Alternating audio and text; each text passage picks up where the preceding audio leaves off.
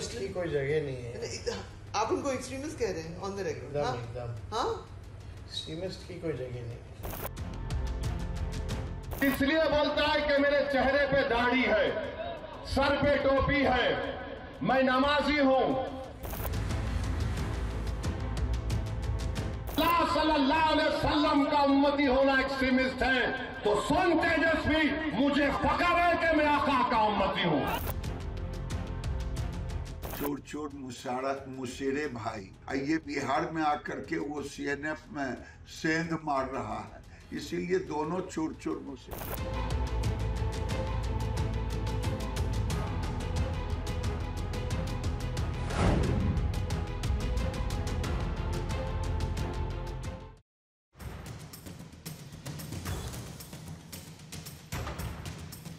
नमस्कार, आप सभी का स्वागत है भारत 24 पर। मैं हूं आपके साथ पूर्णिमा मिश्रा। शाम के 6 बज चुके हैं और वक्त है दहाड़ का।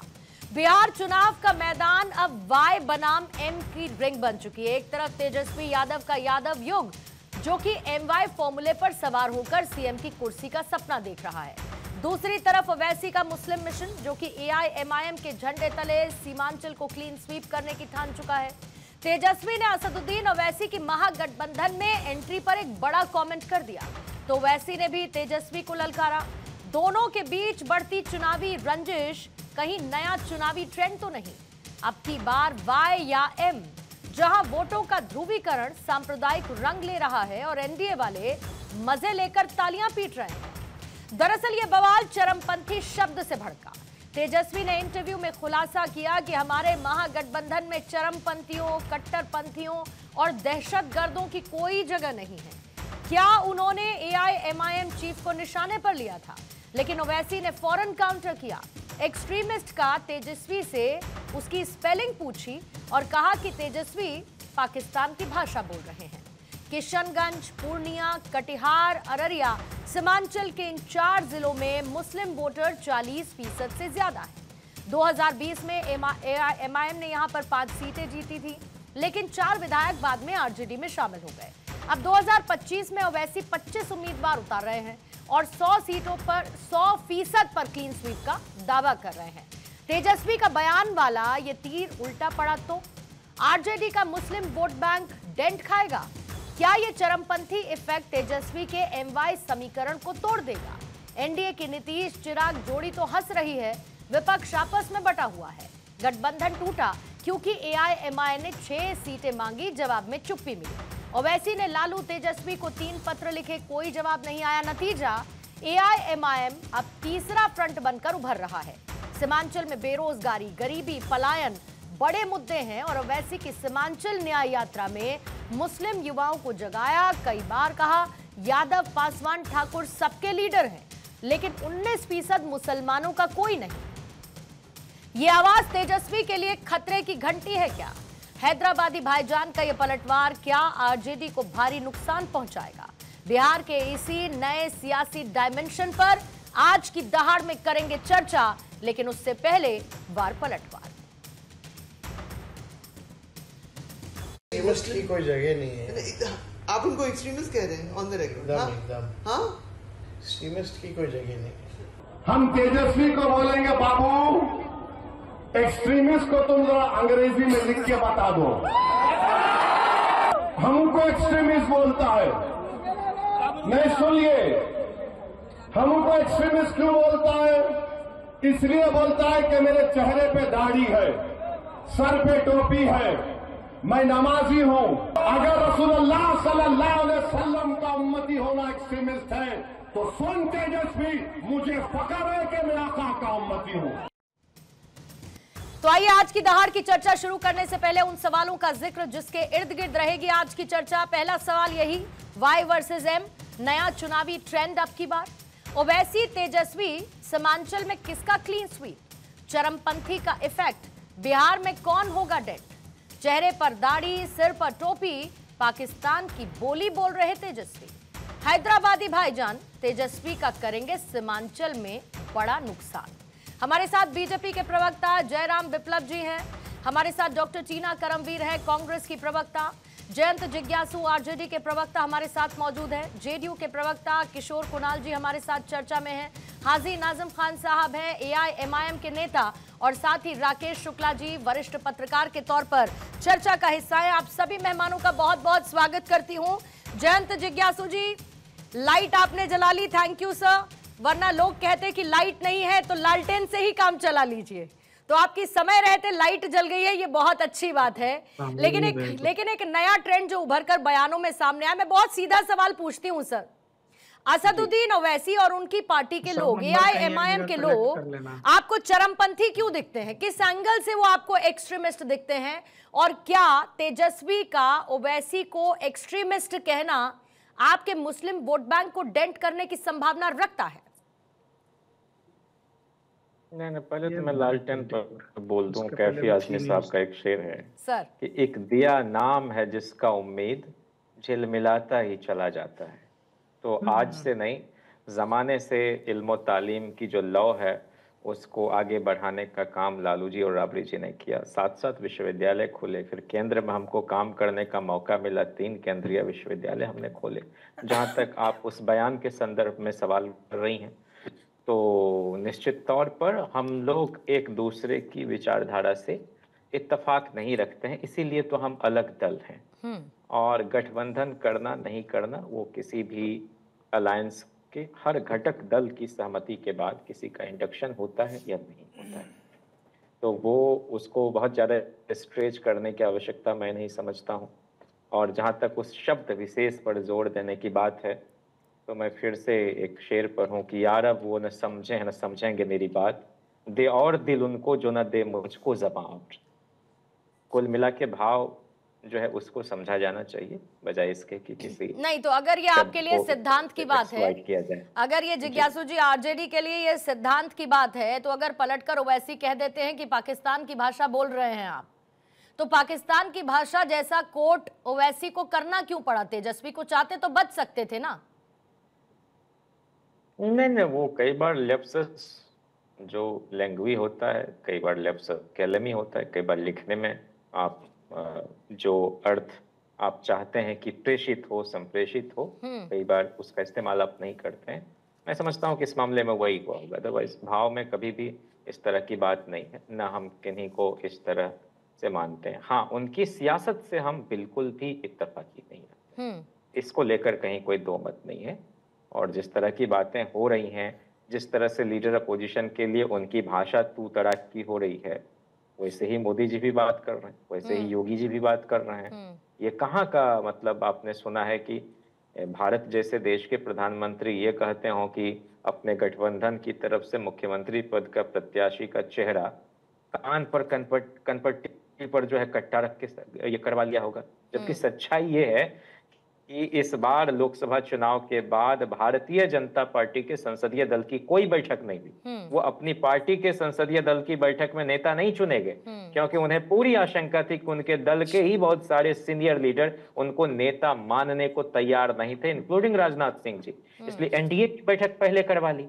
तो वो वही बोल रहे हैं जिसका उन्हें तजुर्बा है, जिन साबकों से वो गुजरे हैं। तो इसलिए वो अपने अनुभव को क्यों हम लोगों पर आरोपित करना चाहते हैं? लगता है आपके बीजेपी के अंदर बड़े मजबूत सोर्सेज हैं जिज्ञासु साहब, क्योंकि इनके तो अंदर की कोई बात बाहर निकलती नहीं। इसमें सोर्स की बात कहाँ, ये तो नहीं हुई, आप भी जान रही हैं। आपको अंदर बैठक की बात पता है, अपनी बैठकों के अंदर ना, अपने बैठकों के अंदर की बातें आप पब्लिक करते नहीं, बैठक होने नहीं दी उन्होंने। अपने बैठकों के अंदर की बातें आप लोग पब्लिक करते नहीं, लेकिन बीजेपी की बैठक के अंदर क्या चर्चा हुई, क्या संभावना थी, इसके बारे में आप लोगों को बड़ा पता होता है। ये बड़ी अच्छी बात है।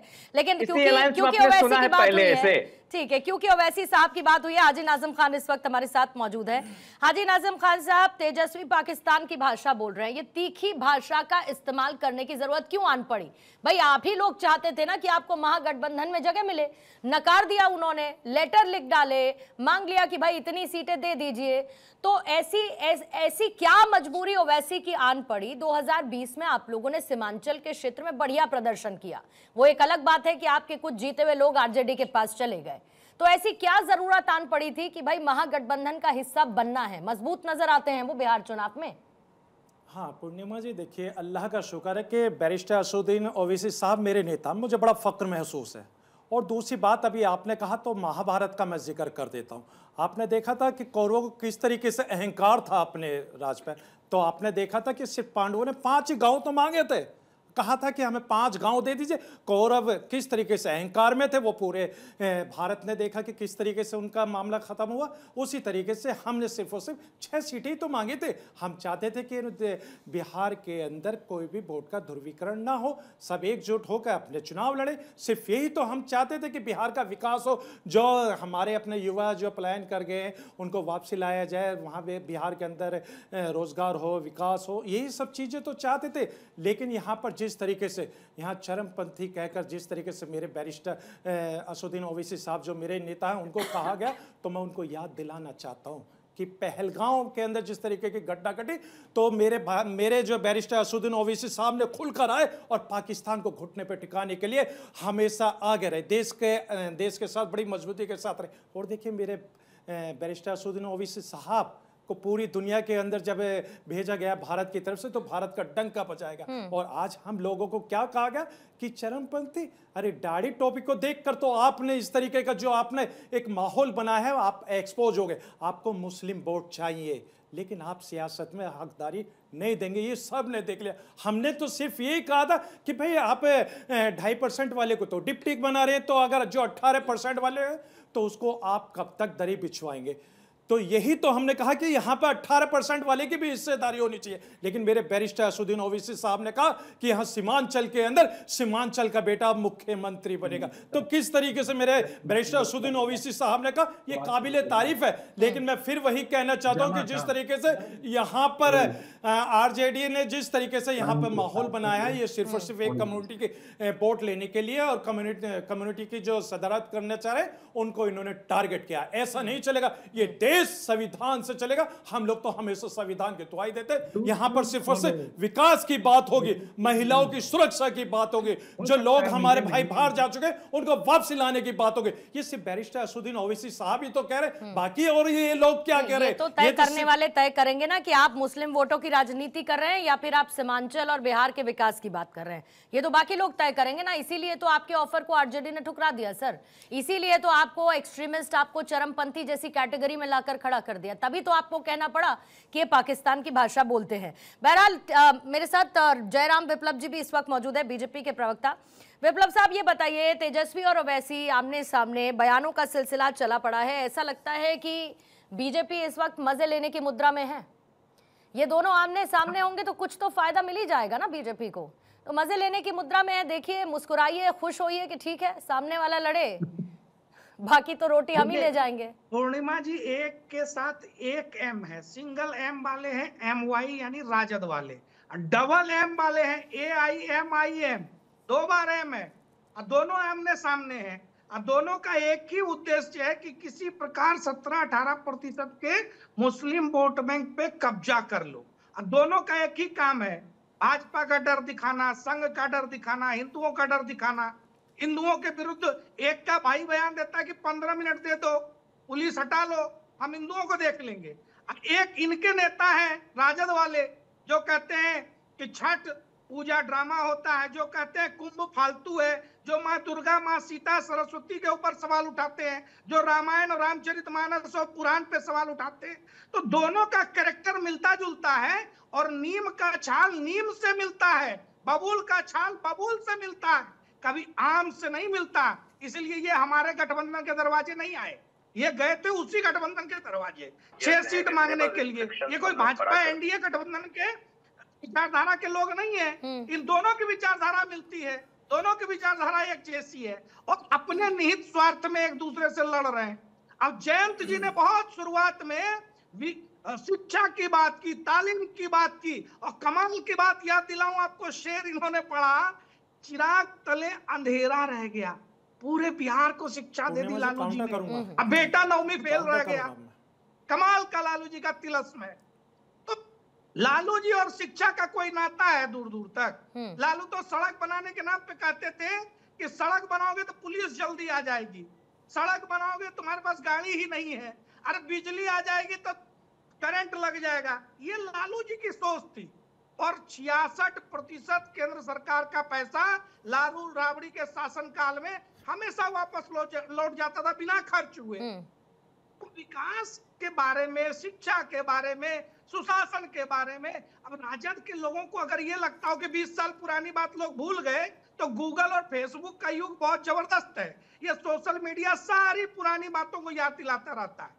कोई नहीं भूला है चंपा विश्वास का कांड क्या था, कोई नहीं भूला है आपके राज्य में 118 नरसंहार होते थे, कोई नहीं भूला है हिंदू मुस्लिम दंगे होते थे। इसलिए इन चीजों को थोड़ा संभल करके बोलिए। नेता का महिमा मंडन करना, चापलूसी करना अपनी जगह है, लेकिन बिहार के जनता को तथ्यों पर आप गुमराह नहीं कर सकते हैं। मुसलमानों को भी विकास के मुद्दे से भटकाने के लिए ये सारा षड्यंत्र रचा गया है।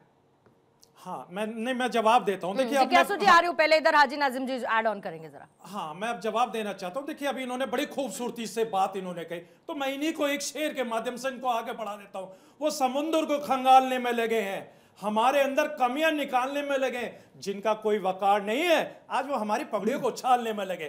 भाई हमारी पगड़ियां नहीं उछाल पाएंगे। अल्लाह का शुक्र है हमारे बैरिस्टर असदुद्दीन ओवैसी साहब ने सीमांचल के अंदर जिस तरीके से युवाओं को जगा दिया और वहां की जो बोर्ड को जगा दिया, तो भाई आप कुछ नहीं कर पाएंगे। आपकी सिर्फ और सिर्फ जमीन खिसक रही है बिहार के अंदर। आरजेडी तो कर गई ना बिहार के अंदर आप लोगों की जमीन खिसक रही है। आरजेडी ने तो कर दिया ना, जो बीजेपी नहीं कर पाएगी आरजेडी ने तो कर दिया ना। हाँ, अगर हम देशभक्ति की बात करते हैं तो यहाँ पर चरमपंथी हम लोगों को कहा जाएगा, दाढ़ी टोपी वाले को आप टारगेट करेंगे। जाता है इधर आप सीटें मांगते हैं, वो देते नहीं है, फिर उसके बाद आप बाकी बातें करने लगते हैं, फिर बीजेपी पर सवाल उठाने लगते हैं। आरजेडी ने तो कर दिया ना।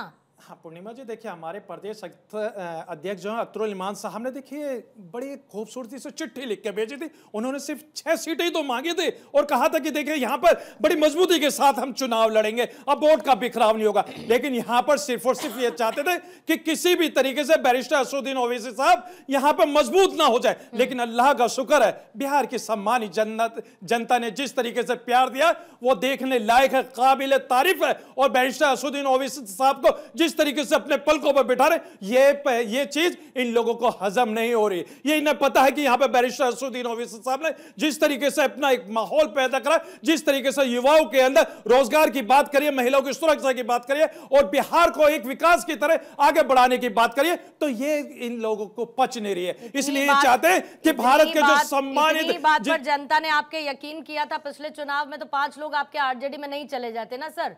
फिर जनता तो ठग गई ना। उन्होंने जिताया आपकी पार्टी के कैंडिडेट को, चले गए आरजेडी में उछलकर, तो जनता फिर यकीन कैसे करेगी? जिज्ञासु साहब, आपका काउंटर लेने से पहले एक बार जरा मैं आपके पास टीना करमवीर जी आना चाहती हूँ। महागठबंधन में आप हैं सहयोगी, आपको लगता है कि तेजस्वी का ये चरमपंथी वाला बयान कहीं ना कहीं अलायंस को एक नुकसान पहुंचा सकता है? सीमांचल का एक बड़ा इलाका है, 40% वहां पर मुस्लिम आबादी है और सीमांचल पर जीत दर्ज करना ओवरऑल बिहार में अपनी सीटों को मजबूत करने के लिहाज से बहुत इंपॉर्टेंट है। वो पार्टी जो एमवाई समीकरण पर चलती थी, इनफैक्ट आपकी पार्टी खुद मुस्लिम वोट बैंक पर निर्भर रही है एक बहुत लंबे समय तक। आपको लगता है कि एक मुसलमान के भीतर ये एक भावना को पैदा कर सकता है जो एंटी तेजस्वी या एंटी कांग्रेस हो, जब वो चरमपंथी कहते हैं असदुद्दीन ओवैसी को? जी देखिए, ओवैसी साहब ने क्या कहा? ओवैसी साहब ने कहा तेजस्वी जी एक्सट्रीमिस्ट की स्पेलिंग सुनाइए। प्रवक्ता साहब सुनाइए एक्सट्रीमिस्ट की स्पेलिंग। क्या स्पेलिंग है? सुन लीजिए, मैं तो आपको सारी चीज सुना दूंगा। मैं सुन लीजिए, अरे मेरी बात मत कीजिए। मैंने सिर्फ आपसे ये कहा कि अरे सुन तो लीजिए, मैंने तो आपको सुना दूंगा। भाई आप चरणपंथी की बात है, सुन लीजिए। अरे उस बात को जो मामला है उस पर बात कीजिए आप। अरे यहाँ पर कोई केबीसी वाला तो नहीं हो रहा, यहाँ पर केबीसी कोई हो रहा है क्या?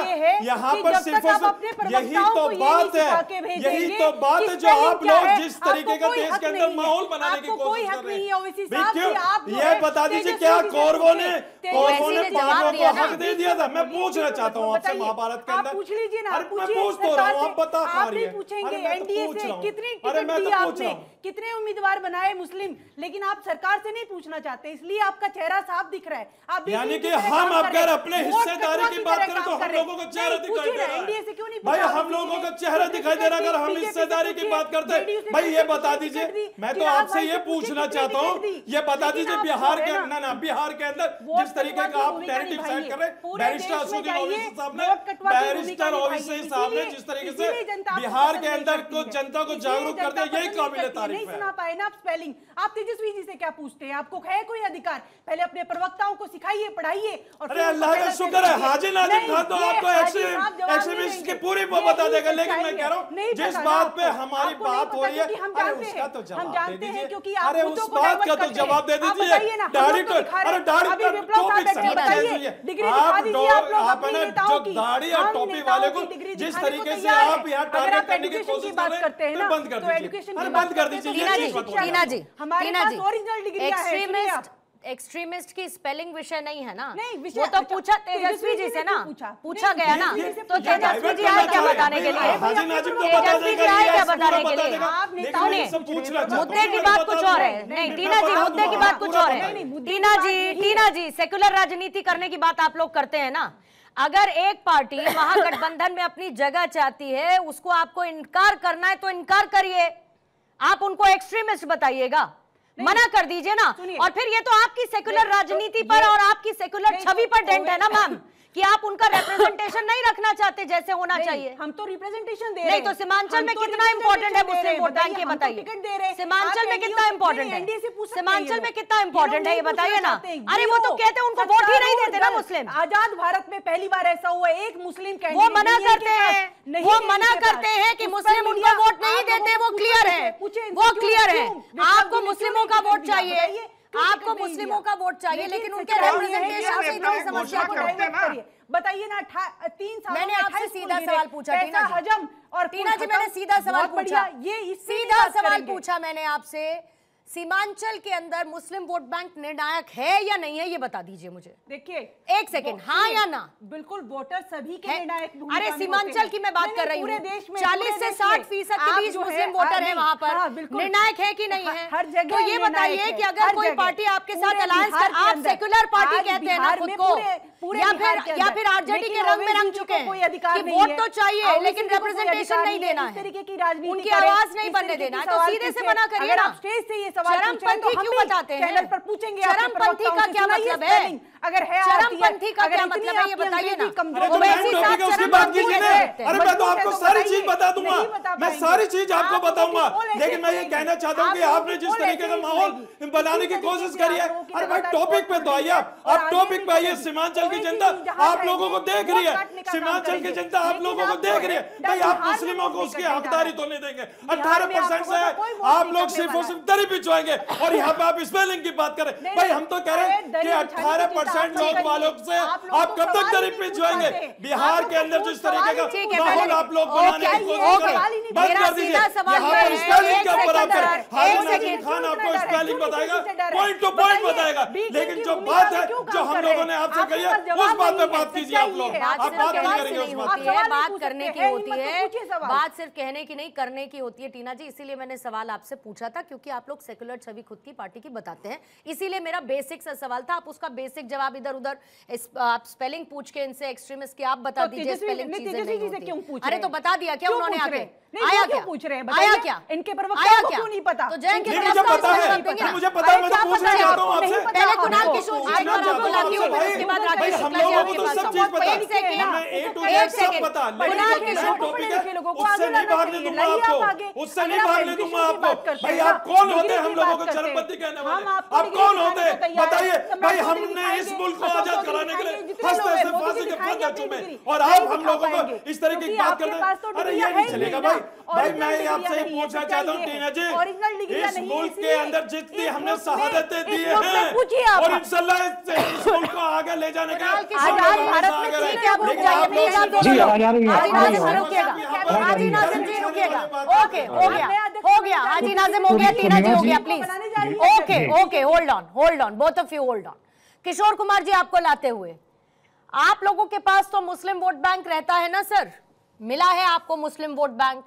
रिप्रेजेंटेशन के नाम पे आपने कितना ही रखा वो मैं छोड़ देती हूँ, क्योंकि आप तो बीजेपी के साथ चल रहे हैं, लेकिन एक ऐसा एक फ्लो है कि भाई बीजेपी के रंग में रंगा हुआ इस बार जेडीयू कंप्लीटली नजर आता है। अब सवाल ये है कि मुस्लिम वोट बैंक को लेकर और ओवैसी को लेकर अगर इस तरीके की बयानबाजी होगी, जो कहलाई तो जाती है बीजेपी की बी टीम ही, लेकिन महागठबंधन में हिस्सा मांगती है कौन? यही ओवैसी साहब, जो वैसे कहा जाता है विपक्ष की तरफ से कि रोल प्ले करते हैं बीजेपी के लिए। तो क्या घालमेल है? सारा का सारा मुस्लिम वोट बैंक का खेल है ना, और ये तो फिर सीमांचल में आपको भी डेंट करेगा। मान के चलिए थोड़े आरजेडी ले गई, मान के चलिए कि थोड़ा सा ओवैसी साहब ले गए, तो जेडीयू के हिस्से में क्या आएगा?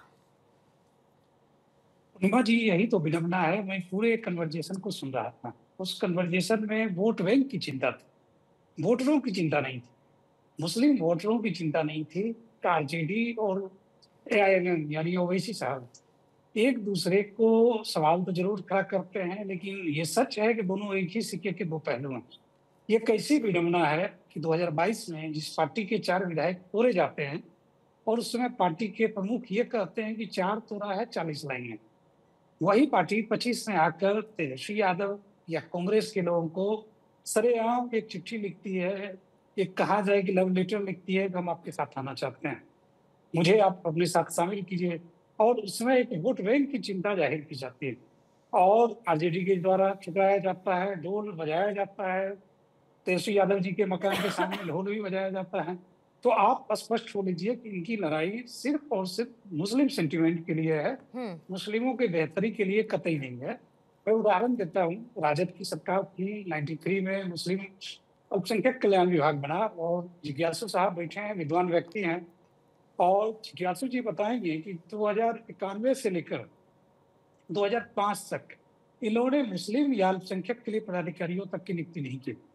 कांग्रेस के लोग भी सरकार में रहे थे, राजद के लोग भी सरकार में रहे थे, और इन्होंने बिहार के मुस्लिमों के, बिहार के अल्पसंख्यकों के बेहतरी के लिए इन्होंने एक पदाधिकारी की नियुक्ति तक नहीं की थी।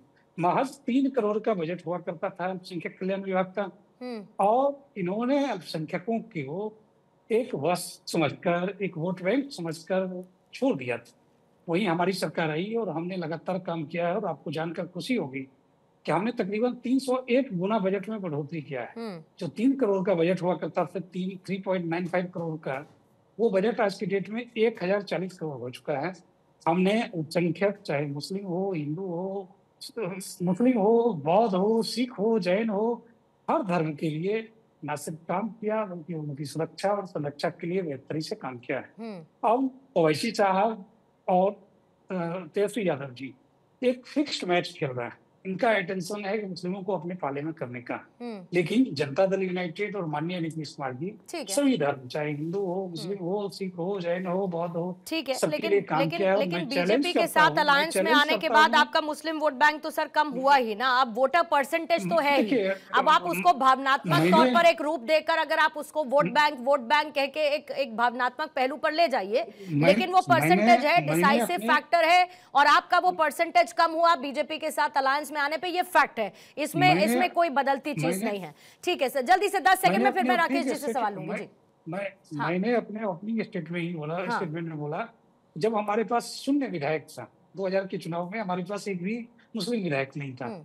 हमने बीएसपी के विधायक जवान खान साहब को पार्टी ज्वाइन कराया, उन्हें अल्पसंख्यक कल्याण मंत्रालय दिया। हमारे लिए विधायकों की संख्या, वोटों का परसेंटेज कोई मैटर नहीं करता है। मैटर ये करता है कि बिहार के अंदर सभी धर्म के लोग सम्मान के साथ जीने का अधिकार रखते हैं। ठीक है राकेश शुक्ला जी, ये जो सीमांचल का पूरा मुस्लिम वोट बैंक है, 40% से बियॉन्ड ये जाता हुआ नजर आता है। आपको लगता है कि आरजेडी या तेजस्वी यादव के इस बयान के साथ इस वोट बैंक में, इस परसेंटेज में कोई एक डेंट, क्योंकि सारी की सारी लड़ाई उसी की है, कौन अपने पाले में किसको किस तरीके से कर ले, और एक्सट्रीमिस्ट जैसा कहना तेजस्वी यादव की तरफ से थोड़ा टू मच नहीं हो गया? नहीं, देखिए प्रतिस्पर्धा चल रही है सीमांचल में, क्योंकि पिछले चुनाव में सीमांचल में आरजेडी को बहुत नुकसान हुआ। 24 सीटों में 2 सीटें उसके हाथ आई, 22 सीटों का नुकसान हुआ। और एक टाइम था जब आरजेडी का वहाँ अच्छा दबदबा था, जब तस्लीमुद्दीन जी थे, तो उस समय पर लालू यादव जी की झोली में सीमांचल की मैक्सिमम सीट वो दिया करते थे। आज उनके सामने जो सबसे ज़्यादा मुस्लिम बहुल इलाका है, वहाँ सीट जीतने का संकट खड़ा हो गया है। ऐसे में जो एक ट्रेडिशनल वोट पड़ता है मुस्लिम समाज का, उसमें आरजेडी ये दिखाने का प्रयास कर रही है कि भारतीय जनता पार्टी से मुकाबला हम ही कर सकते हैं, और उसमें बीच में आ गए हैं असादुद्दीन ओवैसी जी। 2015 में कदम रखा बिहार में, और 2020 में 5 सीट जिस तरीके से ओवैसी जी ने जीता, वो निश्चित तौर पे आरजेडी के माथे पे बल पैदा कर दिया, और इस बार वो सबसे ज़्यादा सीटों पे लड़ रहे हैं। तो ऐसे में ओवैसी जी के लिए कुछ भी कह के वो मुस्लिम समाज को ये मैसेज देना चाहते हैं कि मैं ही भारतीय जनता पार्टी का प्रतिद्वंदी हूँ। अब उसमें एक बड़ा महत्वपूर्ण विषय ये है कि महागठबंधन में आप देखिए तो मुझे कहीं ना कहीं समन्वय का अभाव दिखता है राहुल गांधी जी और तेजस्वी जी में। अभाव इसलिए दिखता है कि राहुल गांधी जी पूरा फोकस करके चल रहे हैं कि हमारा जो दलित और मुस्लिम वोट वापस चला गया क्षेत्रीय दलों के पास, वो हमारे पास आ जाए। तो इस पूरे विधानसभा चुनाव में राहुल गांधी जी की विधानसभा चुनाव को लेके दिलचस्पी मुझे दिखाई नहीं दे रही है। 59 दिन के बाद वो बिहार जाते हैं, और बिहार जाके जो उनका एक स्टेटमेंट आता है, शायद मुजफ्फरपुर में उन्होंने कहा कि यदि केंद्र में महागठबंधन की सरकार बनी तो नालंदा से बड़ा विश्वविद्यालय हम खोलेंगे। यानी 2025 के विधानसभा चुनाव में वो 2029 के लोकसभा चुनाव के लिए वोट मांग रहे हैं। तो आप देखिए कि इसमें समन्वय की कमी और वोट की प्रतिस्पर्धा ये कहीं ना कहीं ये जता रही है कि महागठबंधन इन क्षेत्रीय दलों यानी कि असादुद्दीन ओवैसी की उपस्थिति को लेकर परेशान है। इसलिए वो इस तरह की बात करके वो एक मैसेज देने का प्रयास कर रहे हैं मुस्लिम वोटों को कि आप हमसे दूर ना जाएं।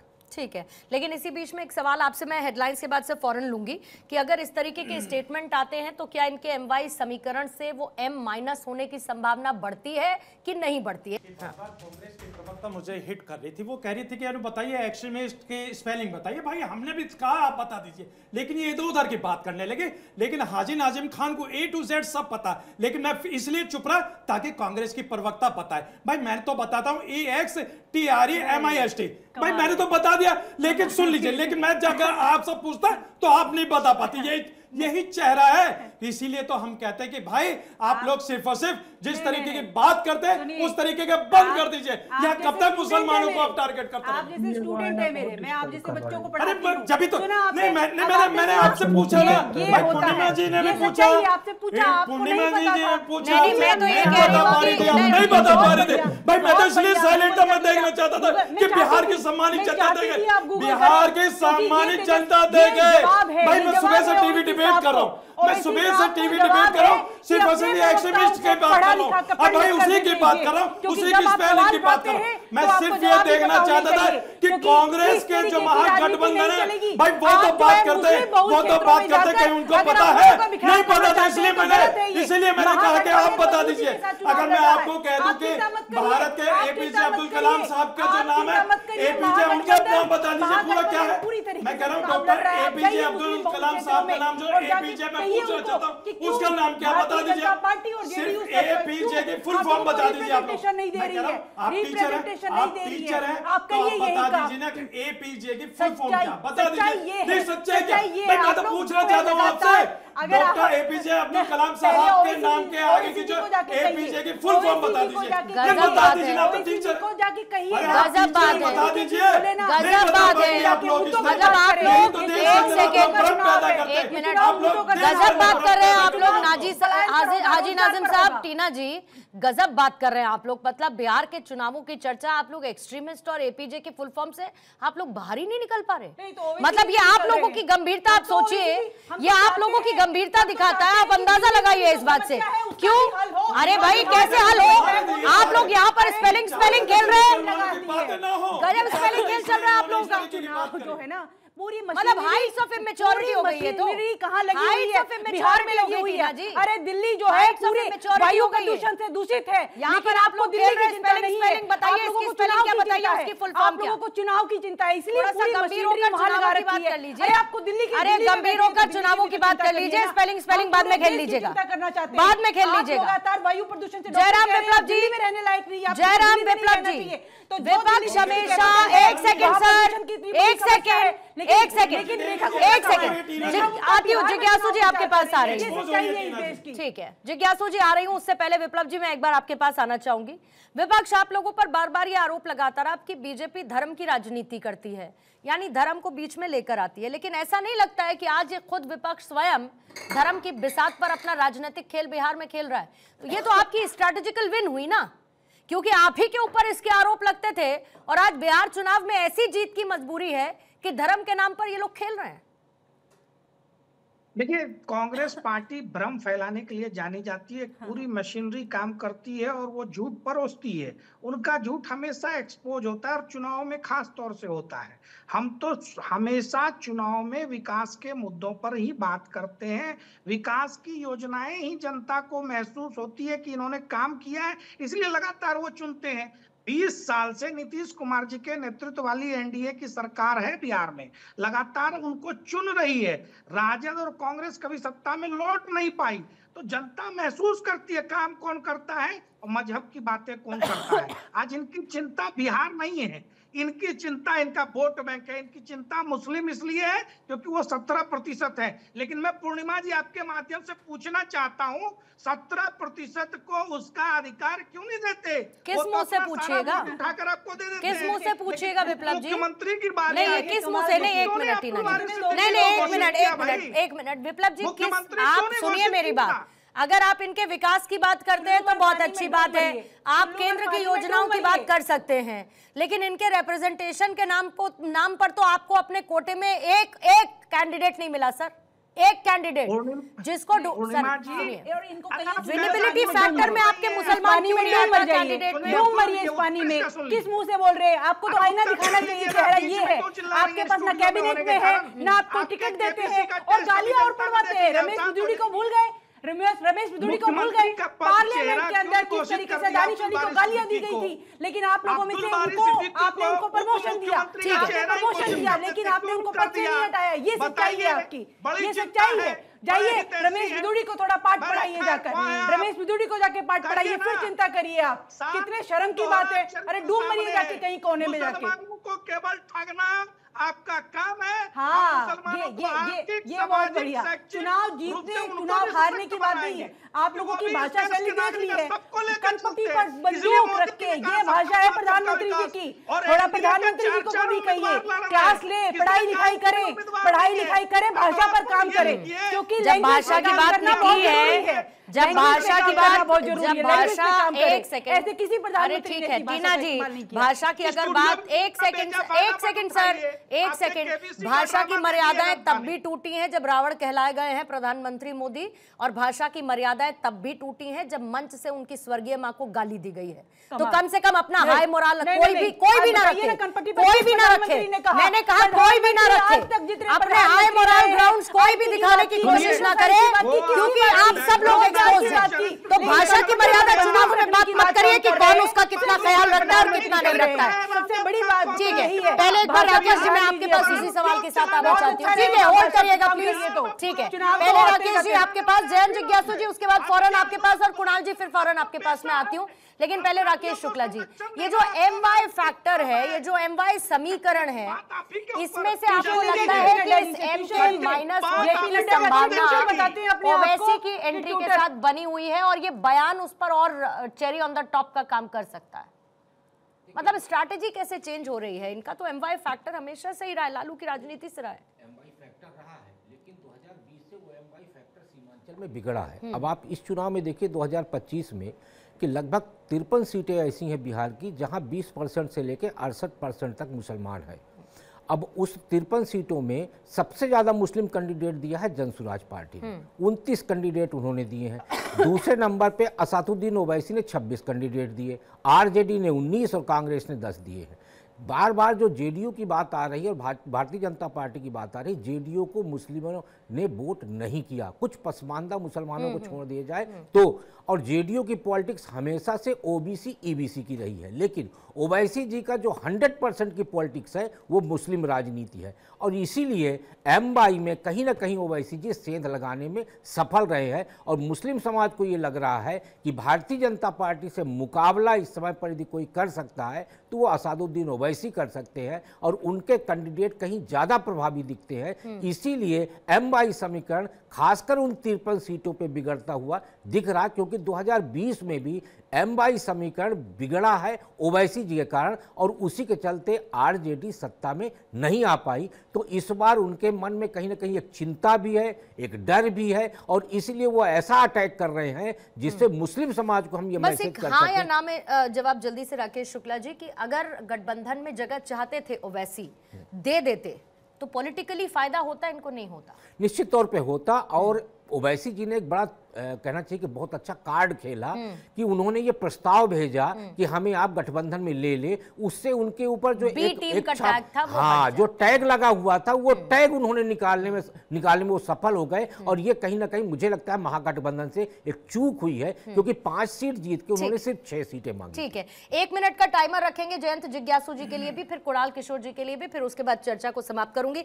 जयंत जिज्ञासु जी, जिस बात का जिक्र अभी राकेश शुक्ला सर ने भी कहा कि भाई अगर ले लेते ओवैसी साहब को तो आपको नुकसान तो नहीं होता, आपको कम से कम फायदा भी होता, लेकिन आपने कहीं ना कहीं एनडीए को एक तरीके का मौका तो नहीं दे दिया है, क्योंकि आपका वोट बैंक नाराज होने की संभावना इस बयान के साथ बढ़ सकती है, इस बात को आप नकार नहीं सकते। तो ये तो सीधे सीधे फायदा उन्हीं को पहुंचाएगा ना, और ओवैसी को भी नहीं आप कह पाएंगे कि भाई बीजेपी की बी टीम हो, वो तो आपके साथ आना चाहते थे। ना, हम अपनी राजनीति अपने हिसाब से करते हैं और अपने प्लैंक पर करते हैं और अपनी आइडियोलॉजी के डोमेन में रह के करते हैं। तो इसलिए हमको कौन क्या बोलते नहीं बोलते उससे फर्क नहीं पड़ता। जनता के साथ हमारा बहुत ही मधुर संबंध है और उस जनता को पता है कि हम सर्व समावेशी राजनीति करते हैं। एक्सक्लूसिव पॉलिटिक्स, एक्सक्लूजनरी पॉलिटिक्स, ये सब हम करते ही नहीं। दूसरा कि हम पहले के वक्ता ने बहुत तरह की बातें की, पढ़ाई वगैरह वगैरह। हमारे यहाँ कोई फर्जी डिग्री नहीं है और बहुत शान से कहते हैं कि हम क्रिकेट खेलते थे इसलिए बीच में पढ़ाई बंद करनी पड़ी। पेरियार 5वीं पास थे, फूले 7वीं पास थे, जननायक कर्पूरी ठाकुर इंटर पास थे, के कामराज की कभी औपचारिक शिक्षा नहीं हुई, तमिलनाडु के 9 साल तक मुख्यमंत्री रहे। ताऊ देवीलाल जी 2 बार देश के उप प्रधानमंत्री रहे, कभी कॉलेज यूनिवर्सिटी नहीं गए थे।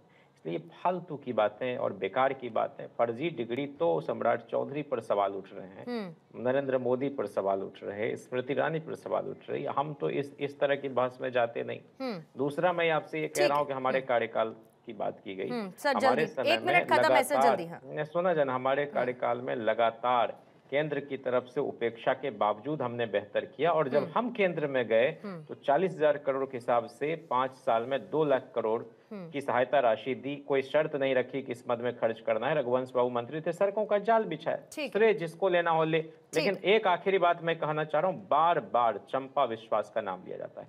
हमारी सरकार थी, जिस दिन शिकायत दर्ज की चंपा विश्वास ने, चौथे दिन उस व्यक्ति को गिरफ्तार किया गया जो विधायक के बेटे हैं। ठीक है सर। फिर उस विधायक को भी गिरफ्तार किया गया। और सुनिए, लोअर कोर्ट ने जो सजा सुनाई, हमारे समय में सजा हुई है। और उसके बाद 2010 में जब जदयू भाजपा की सरकार थी तो हाई कोर्ट से वो बड़ी। ठीक है कुणाल जी, जल्दी से क्लोजिंग कमेंट आपका लेके खत्म करूंगी। जाति मजहब कुणाल जी जल्दी के साथ ठीक है भेदभाव नहीं किया जाता था, थोड़ा टाइम का न्याय मिलता था। लेकिन मुजफ्फरपुर बालिका कुणाल जी बोलिएगा, क्लोजिंग कमेंट आपका सर, 30 सेकंड रखेंगे। समय में हुआ, क्यों नहीं बताते?